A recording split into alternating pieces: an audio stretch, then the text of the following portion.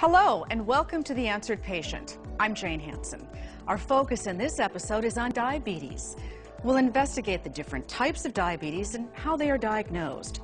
We'll also tell you some of the symptoms of this disease, as well as how it might affect your body.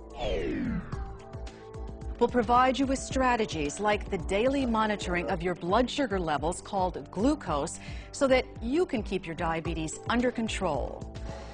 We'll also give you some tips about diet and exercise, which will lessen the complications of this disease.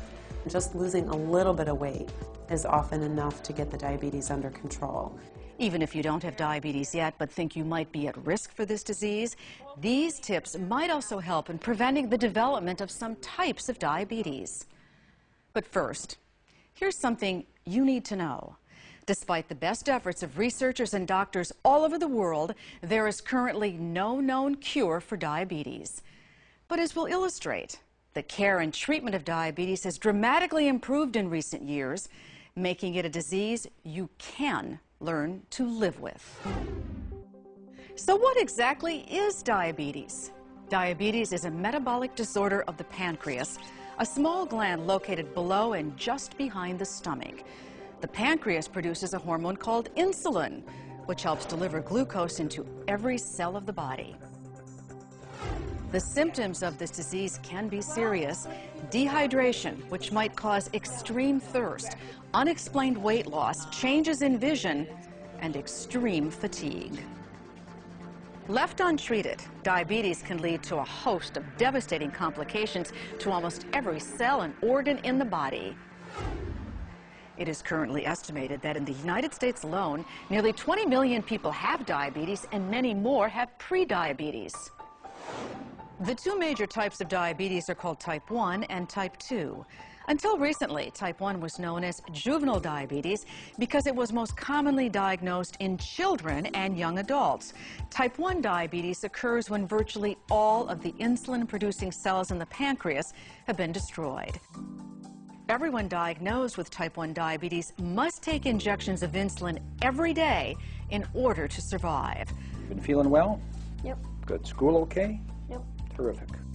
Of the two major types of diabetes, type 1 is much less common than type 2. Only about 5 to 10% of diabetics have type 1.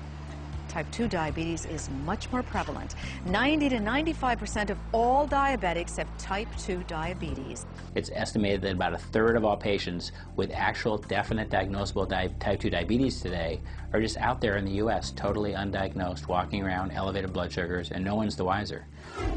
There are several risk factors for type 2 diabetes, including family history, high cholesterol, You can open your hand if you'd like. and high blood pressure. But the leading cause of type 2 diabetes is obesity. And 80 to 90% of people with this type of diabetes are overweight. Other risk factors include race and ethnicity. For example, we know that in the United States, African Americans, Hispanics, and Native Americans are 2 times more likely to develop type 2 diabetes than Caucasians. I had a severe headache I couldn't get rid of for 2 days.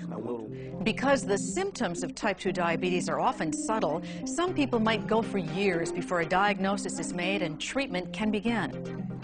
For example, it is estimated that in the U.S. alone, there might be nearly 6 million undiagnosed cases of diabetes. A third, but less common type of disease, gestational diabetes, can develop in women during pregnancy. The good news is that in most cases, gestational diabetes ends after the mother gives birth. Type 1 and type 2 diabetes have similar complications. In both cases, diabetics tend to produce excessive urine, experience tingling or numbness in the hands or feet, and have wounds that are slow to heal. If not properly managed, over time, diabetes can lead to high blood pressure, heart attacks, strokes, kidney disease, blindness, infections, and limb amputations. Diabetes is a serious and frightening condition, but the good news is that it can be effectively managed with oral drugs and insulin therapy, proper diet, exercise, and other good health habits.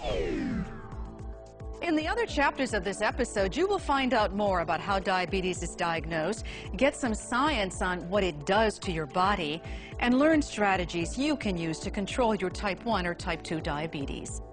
It's been okay. In our personal stories chapter, you'll meet healthcare providers and patients who deal with this disease every day. Finally, if you would like to be kept up to date on diabetes, you can subscribe to this series on healthanswerstv.com.